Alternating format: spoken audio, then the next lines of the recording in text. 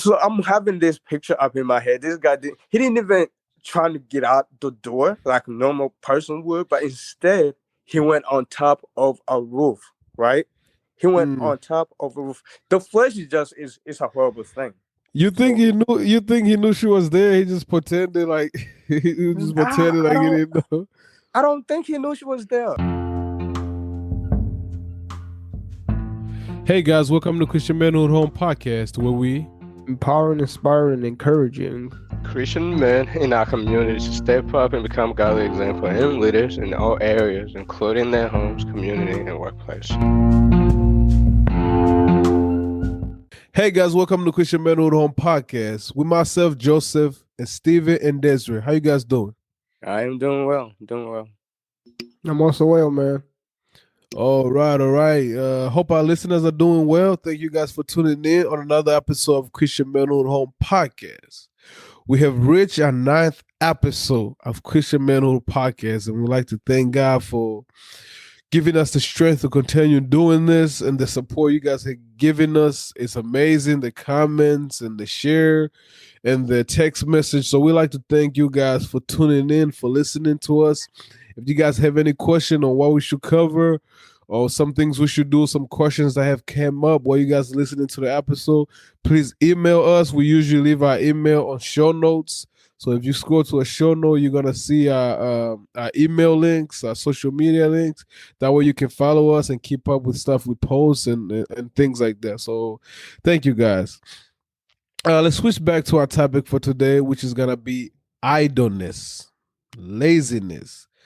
Do you sometimes find yourself in idleness? Do you sometimes find yourself just, not feeling like doing something or caught up in things that you not supposed to be doing because you're lazy and you participating in things you aren't supposed to? Today our topic is that, and this is something that's very personal to us, stuff we deal with from a day-to-day basis, and something we can kind of all relate to, especially as a man. It's easy to be comfortable. So this is something that's very personal to Steven, something that just happened to him recently that me and him were talking about. I was like, and he told me we should, talk about it. I was like, why not, man? Let's talk. Let's talk about it. Tell us a little bit more about that, Steven. Yeah, man, you have already pointed out this topic, especially to me, is very, very dear and interesting at the same time. You have already said, this topic happened to me. Like you have already pointed out that this recently happened to me. Yeah, you actually did. When I got home from church, it was on Sunday. I had nothing to do. I had nothing planned out to do. And usually when somebody goes live on my Instagram, I get notification, hey, so-and-so is going live. So I got that notification. Somebody was going live. I went, I checked that out. It turned out there was a show.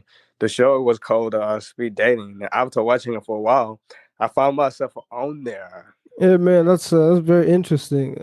It's personal to me too. Sometimes you can lose focus into all type of trials by the world. I mean, everywhere you go, there's a lot of distraction, man. And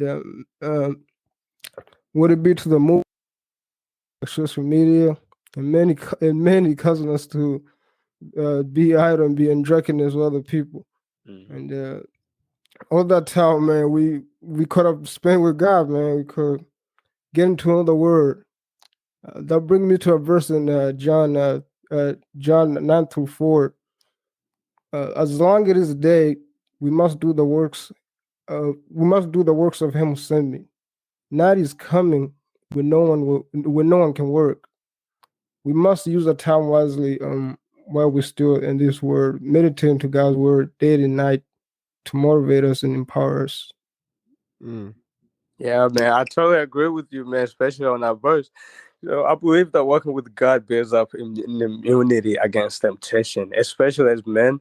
I feel like 99% of us, we feel good at the end of the day when we have accomplished something like a goal. I'm saying that to say this is better for your body, soul, and spirit if you are constantly doing something that is good, right?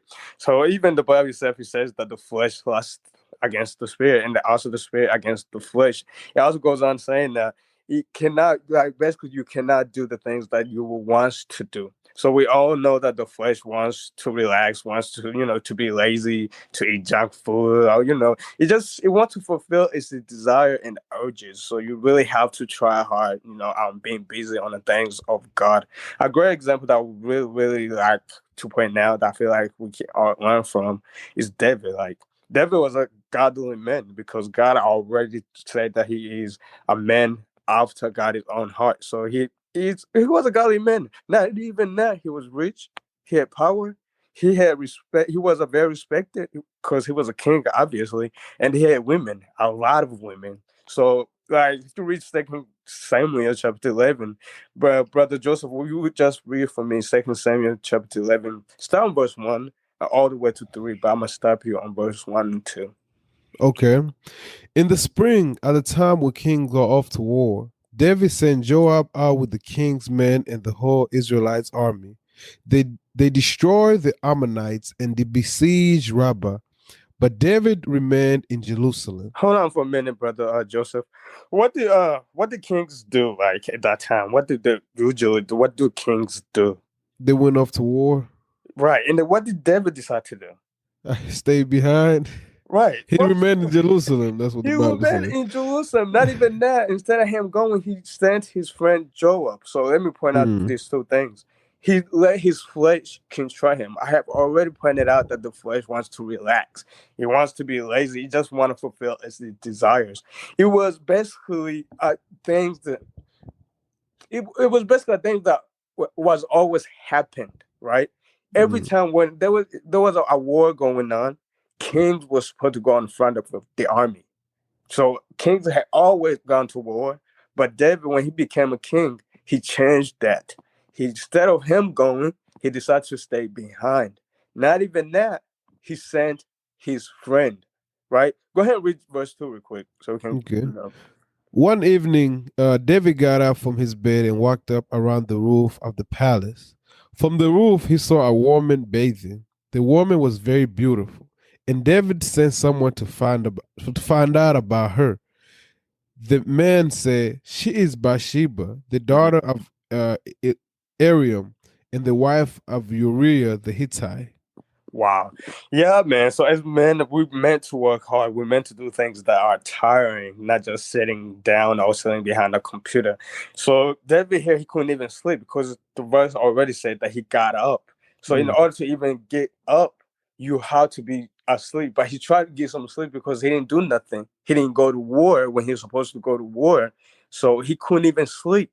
As men, I have already said that as men, we're supposed to work. We're meant to work hard. And then at the end of the day, we feel good after working hard. But David here, he didn't go to war. He tried to get some sleep. He couldn't even sleep. Another thing that very, very, I feel like, I don't think anything in the Bible is an accident to me. Why would even God put the word that he start walking on top of a roof up there? And I don't know if I'm making sense here. No, yeah, you make a lot of sense because he's sitting walking around the roof, On the roof, like you man. said, he didn't work hard enough to be tired and go home and sleep, so Right. he wanted to be lazy. But go ahead, brother. Yeah, man. So I'm having this picture up in my head. This guy he didn't even try to get out the door like a normal person would, but instead he went on top of a roof, right? He went on top of a roof. The flesh is a horrible thing. You think he knew? You think he knew she was there? He just pretended like he just pretended like he didn't know. I don't think he knew she was there. When you get bored, that's what boredom do to you. When you get bored, you just. But how coincidental though that he go up there and she was there. Again, she was up there, but I don't think if you read the verse clearly, like very carefully, it doesn't show that David actually knew that the woman was there. But no, I agree. Yeah, so he started walking on top of a roof, and then he saw the woman. That's when he sent a servant or another person to see what's going on with her, to find out who she was. So that's when he fell into a sin. He ended up committing idolatry with the woman, and not even that, he ended up committing a murder because the start was he never went to war. Right. He stayed behind when he was supposed to to go up, but he stayed behind. Not only did that, but it causes some damage. Right. You know. Right. And like you say, our nature is to be lazy, especially as men. It's easy to want to sit home and do nothing. Like David as a king. You get bored, start getting busy with things that are too comfortable for you. And that usually lead into some, serious long-term consequences. We saw what happened to David. If you keep reading, he lost a lot and suffered a lot. And while we're on this topic, I would also like to say in all these things you mentioned, it's also good to have people around you that will hold you accountable. In Proverbs 27:17 says, as iron sharpens iron, so one person sharpens another. This is on our logo, iron sharpens iron. And one of the reasons we started all this, all this podcast stuff is we are very passionate about God, very passionate. You can see it, you can hear it. We always but we always not living up to our highest passion because nobody was encouraging nobody or supporting anybody, making sure they are doing what they are supposed to be doing or achieving the goals they set for them. Like sometimes you want to be lazy, sit around, do nothing, or sit around and be up, to no good. Wasting your time on social media, like Brother Des just said, or in conversation that are not helping you or building you up as a man or as an example to those around you. Like Steve mentioned, going on a live, he was supposed to be there. He wasn't encouraging or building nobody. Just he got bored and got on there. But as I talk about accountability is very important because then you have people in your life that hold you accountable, make sure you're doing what you're supposed to be doing. Hey, you are a man, you say you want to achieve these things. Okay, we on your face. Okay, we're here to help you. We're gonna prove that you are a fraud or you really mean what you mean. You are prove that you really want to go to the gym and work out 5 days a week. We're gonna be here in your corner, making sure that you're doing what you're supposed to be doing. That's what accountability is. And in First Thessalonians 5:11 said, therefore, encourage one another and build each other up, just as in fact you are doing. Imagine if David had people that hold him accountable. Mhm. He would have went towards like king, like, hey David, Right. man, you stay behind. The people are going to war, man. All of that stuff wouldn't have happened. Joab wouldn't have got killed. He wouldn't have slept with Bathsheba. you know. But eventually, God noticed him and he paid for his sins. But Mhm. if it'll be good for us to have people around us that encourage us and motivate us to achieve, to live up to our passion. Like, we don't just do this. We don't want to just do this and sit around here and talk about the podcast and stuff like that. But we also want to go out and live out these things. That's why God interfere with us and be like, hey, that's not right. And we realize that and we talk about it. I'm like, hey man, that's not right. Okay, through this experience, let's help somebody else. Let's help somebody else. We learn from it and things like that. I don't know if that makes sense. Or did I go off topic? No, man, it makes very, very sense now. I would like to kind of add it to what you just said. Like if you read Second Timothy chapter 5, it tells the younger women who don't have children to not idle, right? He Mm, also continued to say that some of them have already turned aside after Satan. Why? mm, Because they are being idle. He told them, you don't got no children, find something to do. If you don't mm. find something to do, you're gonna end up turning aside after Satan, and that's what idleness do to you as a man or even women. It's important to stay busy doing what's right, or you will get tempted and do the wrong thing or turn Yeah. aside after Satan. So yeah.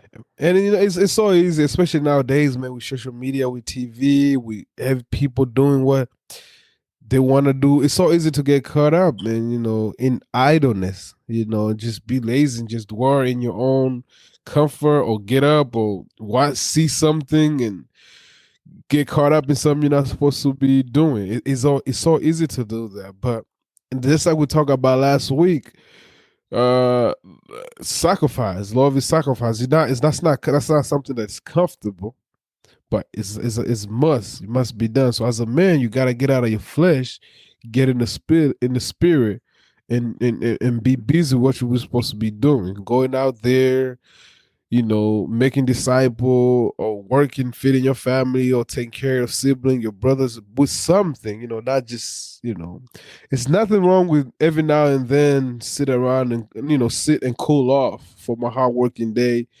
and realize things and sleep, take care of yourself, but not always 24 hours this, you wake up, social media, you can't go 5 minutes with that, you gotta put that stuff down and do something,